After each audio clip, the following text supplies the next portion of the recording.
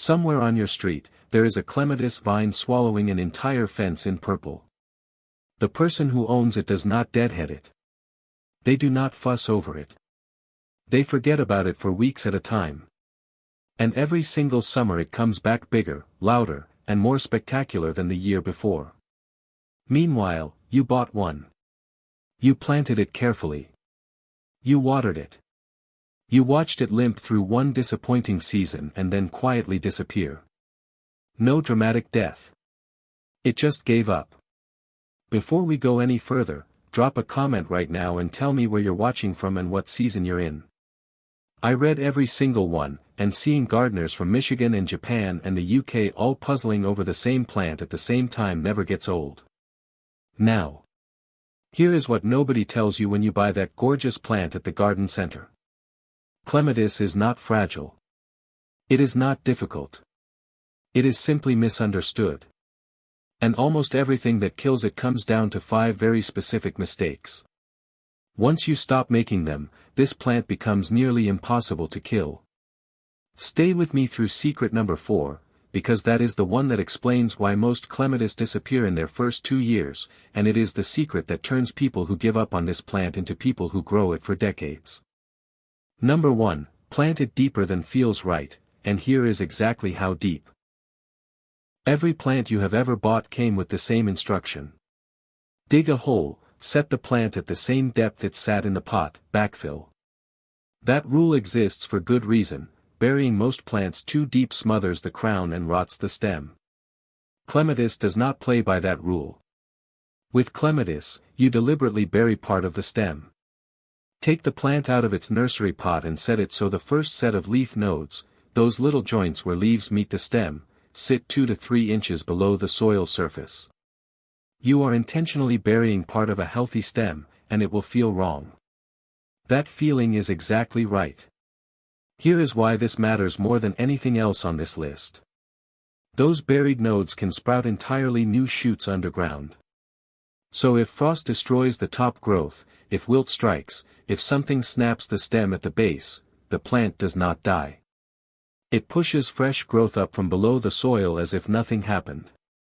You have built a backup plant underground without buying a single extra thing.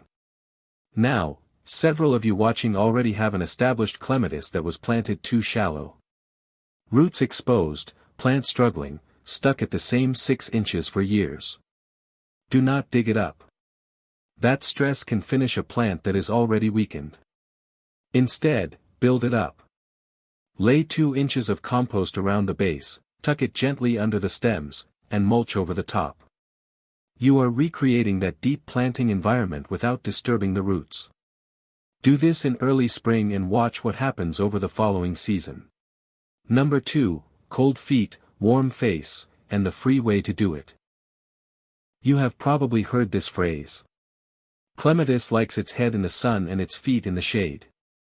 It gets repeated so often that most gardeners nod along and do nothing about it. That is a mistake, because this one principle is the difference between a clematis that survives and one that thrives on neglect. Here is what it actually means. The vines, the leaves, the flowers, they want full sun. 6 hours minimum. That is non-negotiable. But the root zone is the opposite story entirely. When summer sun bakes the soil at the base of your plant, the roots overheat, moisture vanishes, and the vine starts quietly shutting down, sacrificing leaves and flowers just to keep itself alive. This is why a clematis in a hot exposed spot can look leggy and miserable even when it is getting plenty of light. The fix is to keep the base permanently cool and shaded. You do not need to buy anything. Plant something low and leafy directly in front of your clematis. Hardy geraniums work beautifully, hostas are excellent, coral bells, even a sprawling annual. These plants cast a living shadow over the root zone, hold moisture in the soil, and keep the temperature down through the hottest weeks of summer. This is the step that makes clematis genuinely forgiving. Once those roots are cool and protected, the plant can go far longer between waterings without panicking. When you forget about it for 2 weeks in July, and you will, the roots are sitting in cool moist soil instead of cooking in direct sun. Cold feet, warm face. Write it on a garden stake if you have to. Number 3, know your pruning group, or put the shears down entirely. This is the secret that creates more flowerless, confused clematis than anything else. And the reason it confuses people is that there is not one pruning rule, there are 3, depending entirely on which type you own. Cut at the wrong time, and you remove every flower bud before it opens. The plant survives, but you get an entire season of nothing but leaves. You will swear the plant is broken. It is not broken. You broke it, with completely good intentions. Here is the simplest version I can give you. Group 1 blooms in early spring on growth from last year. These you barely touch. Any hard pruning in late winter removes this year's flowers entirely. With Group 1, tidy lightly right after blooming finishes, and otherwise leave it completely alone. Group 2 are the large showy summer bloomers, the ones with dinner plate flowers. They bloom on old wood first and new wood second, which means 2 flushes of flowers if you handle them correctly. In early spring, remove only dead or weak stems. Nothing more. You will be rewarded twice. Group 3 blooms late in summer on brand new growth. These are the easiest. Every late winter, cut the entire plant down to about a foot from the ground. It sounds brutal. It comes back every time, stronger than before. Now, if you have no idea which group your plant belongs to, do this. Watch it for 1 full year without cutting anything. See when it blooms. Bloom timing tells you almost everything you need to know. A clematis that is never pruned will not die, it will simply get untidy. A clematis pruned at the wrong moment loses its entire season. When in doubt, put the shears down and observe first. Number 4, the wilt trick, do not throw it away. This is the one I told you to wait for. Picture this. Your clematis is climbing beautifully. It is healthy. It may be days away from blooming. You walk outside one morning and the whole plant, or a large section of it, has collapsed. Blackened. Wilted. Dead looking. Overnight. No warning whatsoever. That is clematis wilt. It is a fungal issue that attacks the stems, and it looks exactly like the plant has died. So here is what almost everyone does. They assume it is finished, they dig it up, they throw it away, and they tell every gardener they know that clematis is impossible. Here is the truth. That plant is almost certainly not dead. Wilt attacks what is visible above ground. It almost never reaches the root system. And if you plant it deep as we discussed in Secret 1, you have living buds sitting safely below the soil, completely untouched. So you do something that feels completely wrong. You cut every wilted stem right down to ground level.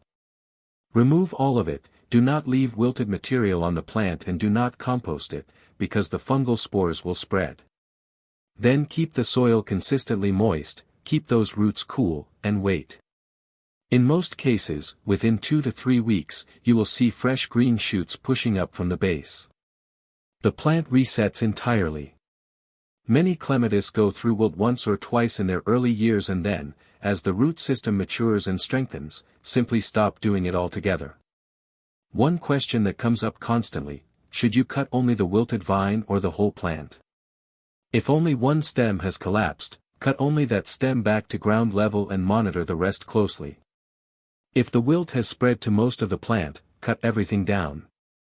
Do not leave partially wilted stems hoping they recover, they will spread the fungus further. The gardener who throws the plant away loses. The gardener who cuts it down and waits gets a vine that lives for 30 or 40 years.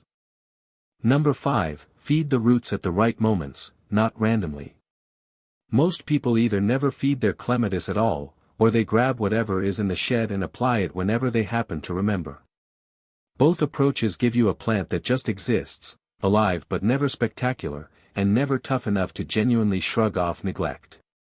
Here is what clematis actually needs, and when. The mistake most gardeners make is overfeeding nitrogen. Nitrogen pushes green leafy growth. Overdo it and you get a magnificent wall of foliage and almost no flowers.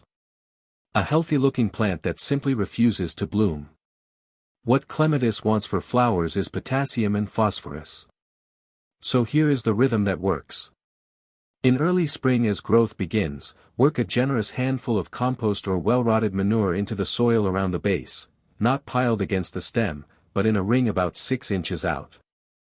That is your slow steady foundation feeding. Then as the plant approaches blooming season, switch to something higher in potassium. A rose fertilizer or tomato food works extremely well, and apply it every 2 to 3 weeks until the flowers open. Once it is blooming hard, ease off entirely and let it do its thing. How often overall? In rich soil, the spring compost plus 2 or 3 potassium feeds approaching bloom is genuinely enough. In poor or sandy soil, add 1 more compost application after blooming finishes to help the plant rebuild its root reserves for next year. A well-fed clematis with a strong root system is a forgiving clematis. That energy stored in the roots is exactly what carries the plant through drought, through wilt, through hard winters, through the weeks when you completely forget it exists. You are not just feeding it for prettier flowers. You are building a reserve that makes the plant nearly indestructible.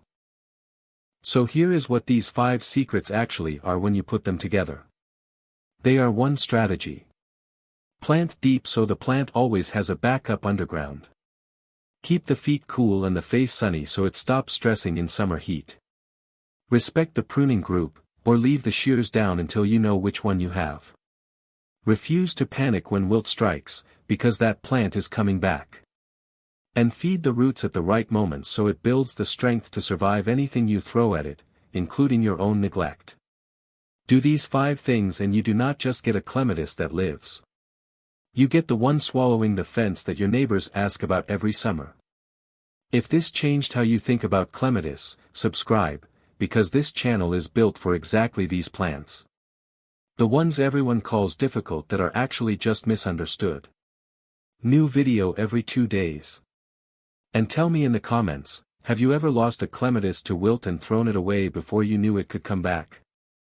Or do you have one that simply will not quit no matter what you do? I read every single comment, and your stories shape every video I make next. Now go plant something deep.